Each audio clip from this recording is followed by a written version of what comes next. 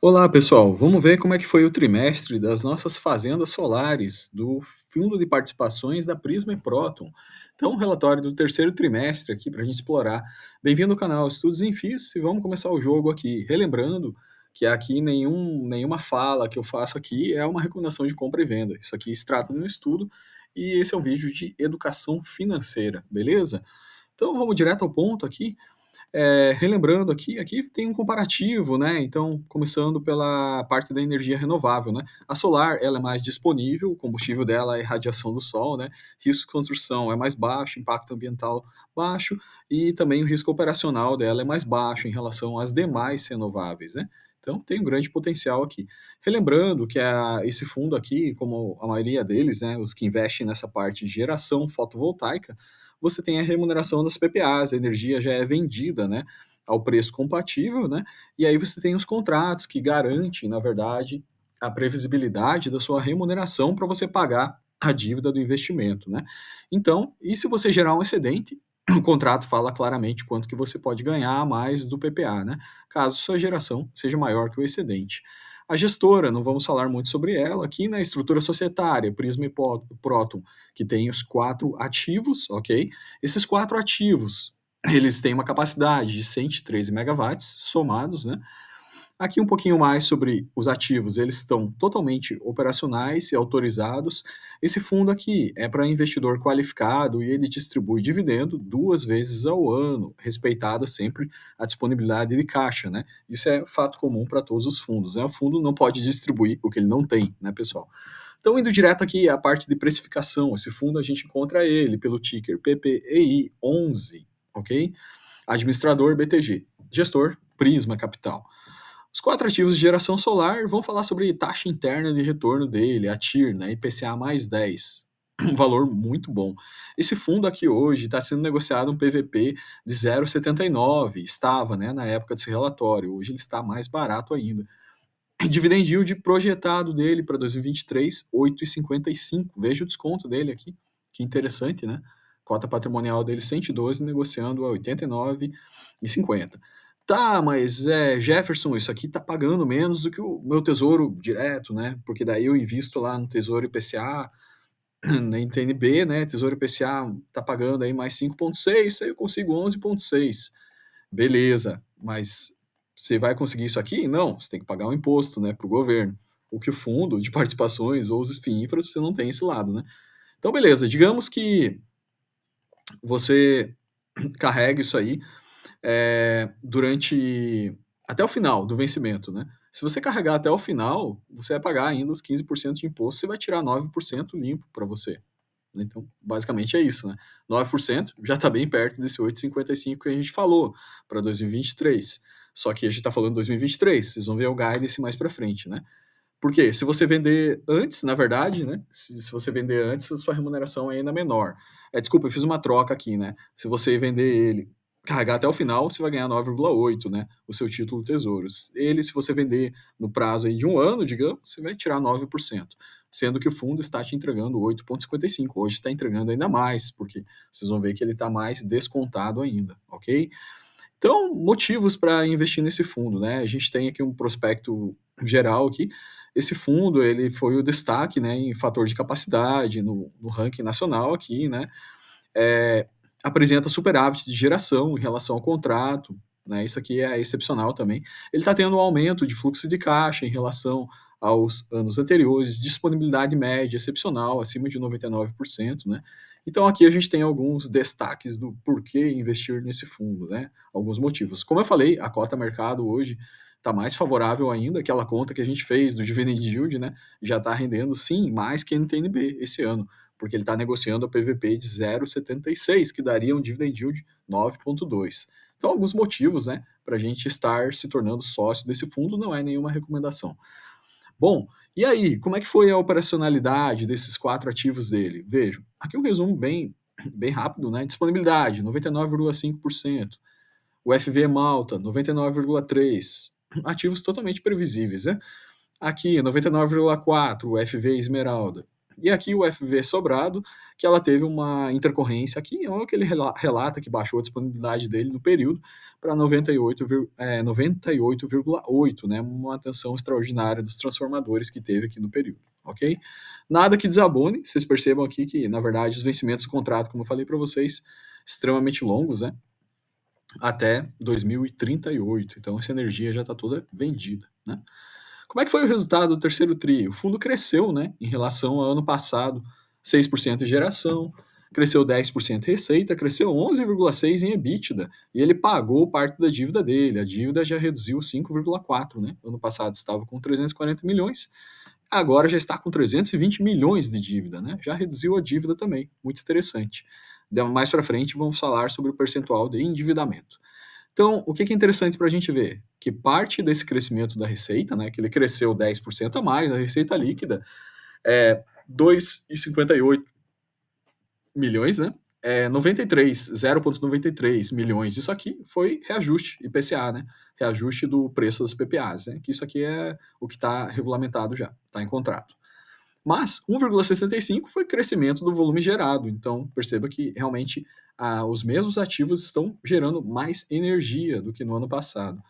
Resultado financeiro, relação EBITDA dívida dele, dívida EBITDA, me desculpem, está em 3,4, que é considerada aí uma relação saudável, né? Principalmente para ativos de geração e transmissão, eles acabam podendo se endividar um pouco mais porque as receitas são muito previsíveis, né? A parte mais interessante para a gente ver, aqui eu vou passar um pouco esse resultado financeiro dele, tá? Aqui a gente já falou, não tem muito a se falar. Vamos direto a esse slide aqui, no meu entendimento, é um dos mais importantes relativo a essa apresentação de hoje. Então o fundo vai pagar quanto esse ano? Ele vai pagar a dividend yield de R$4.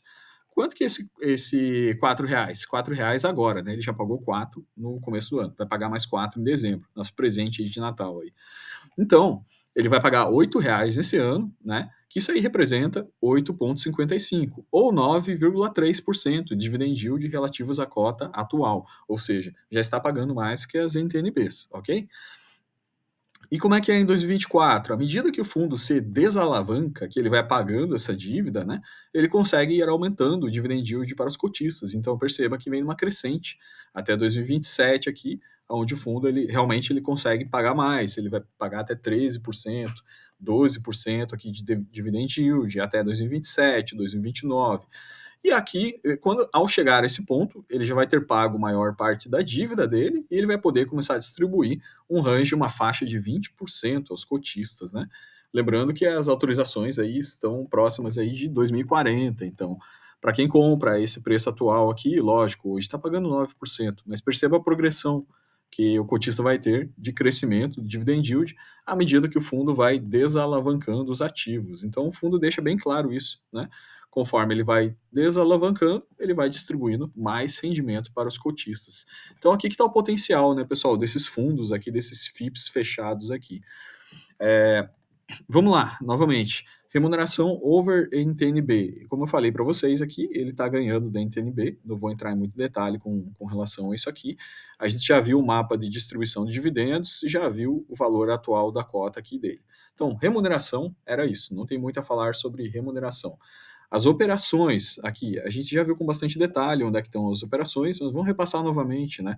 Então, a duração da autorização e duração do contrato. Então, essa primeira aqui, a Angico, ela está no município de Condado, Paraíba. Para quem conhece, é o interior aí do Nordeste, especialmente o interior da Paraíba, né? Eu já tive a oportunidade de conhecer lá. É sério mesmo, pessoal, não tem um dia que não faça sol, né? Quem conhece aquela região sabe que a irradiação é extremamente alta. Então, o que acontece? Esse fundo aqui, como vocês viram, ele tem uma geração excepcional por ter as plantas localizadas em pontos de alta irradiação, o que ele cita isso aqui no relatório também, né? Para quem conhece a região já sabe muito bem disso, né? Então, a primeira planta aqui, Angico, da Paraíba, né? Ela tem uma capacidade instalada aqui, está declarada aqui, né? 27,2. O leilão dele, ele tem PPA, tem energia vendida até 2037, reajustada, né? Pelo IPCA também, essa energia, né? E tem autorização para até 2051, ou seja, ele pode entrar em novos leilões e pode ir novamente performando esse ativo até 2051, né? Relembrando que vocês viram aquele mapa de dividendos, né? quando chegar essa parte aqui no fluxo financeiro, na DRE do fundo. Isso que é importante a gente analisar e estudar juntos, pessoal. Então, o fundo ele declara a DRE, então quando ele chega nessa fase de 2030, ele já está totalmente desalavancado. Vai chegar uma altura que esse fundo já se pagou completamente, né? E a partir disso ele começa a passar a receita total para os cotistas, né? Um nível de receita muito mais alto. Então perceba aqui, ó, data final, periodicidade da amortização e data final da amortização. Por que o dividendo cresce em 2030, dá aquele salto? Porque ele já vai ter conseguido amortizar todo esse residual que está na holding aqui, né? Esse residual semestral aqui. Então aqui ele já amortiza e até 2038 ele vai amortizando o restante da dívida nas 4 unidades de geração. Então, a princípio, o ativo ele se paga totalmente até essa data aqui. Ele consegue amortizar a dívida toda dele, basicamente. Por isso essa crescente no final aqui. E como a gente viu aqui, a questão de duração dos contratos, né, voltando novamente aqui, duração dos contratos até 2037, né, 2038 aqui, que é a parte onde a dívida ela se quita, né? Mas lembrando que o ativo, se ele pode permanecer operacional a tempos maiores do que isso, né? Ou seja, quando a gente estiver aqui em 2040, né, gravando novamente aqui, pessoal, todo mundo estiver recebendo dividendos, essa ordem de grandeza aí, o fundo já vai estar na fase final de distribuição de amortização, né? Dali tem duas opções para frente, ou o fundo renova contratos, né?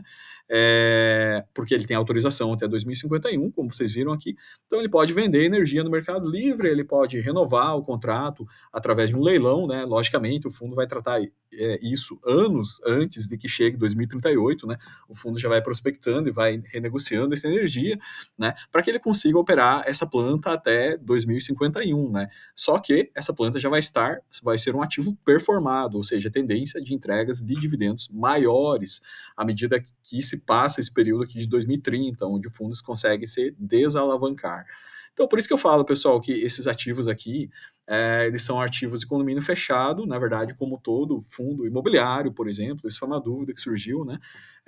Esse ativo não tem nada diferente do fundo imobiliário relativo à negociação, né? A diferença só é que esse ativo específico ele é para investidor qualificado, mas ele funciona como condomínio fechado, ou seja, as cotas são negociadas basicamente entre cotistas no secundário, né, pessoal?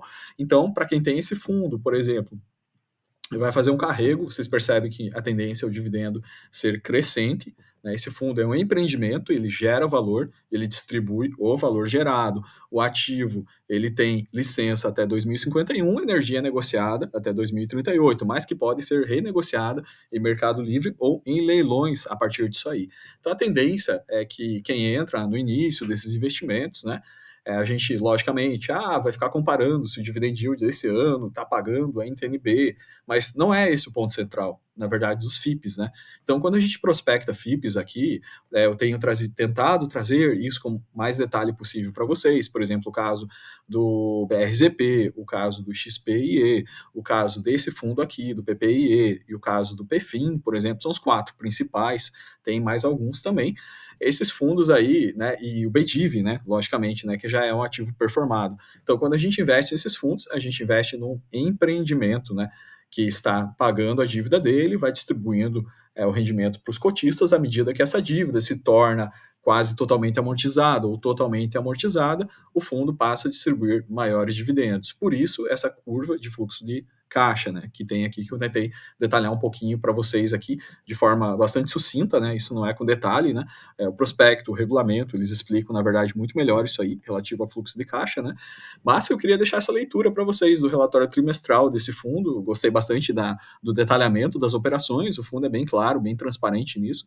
a gestão faz um trabalho bem interessante, né, de divulgação aí, e está descontado, né, pessoal, então a grande pergunta é por quanto tempo, né, esse fundo vai ficar descontado. É um fundo para investidor qualificado, né, mas realmente está com nível de desconto assim muito grande, excepcional.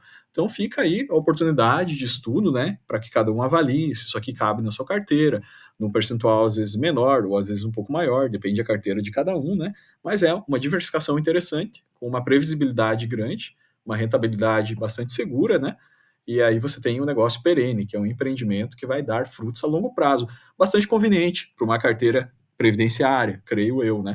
porque em 2051, né, lá em 2038, 2040, né, a gente vai estar recebendo realmente altos dividendos relativos a esse fundo, não é nenhuma recomendação. Pessoal, bons estudos a todos, até o próximo vídeo, fiquem com Deus.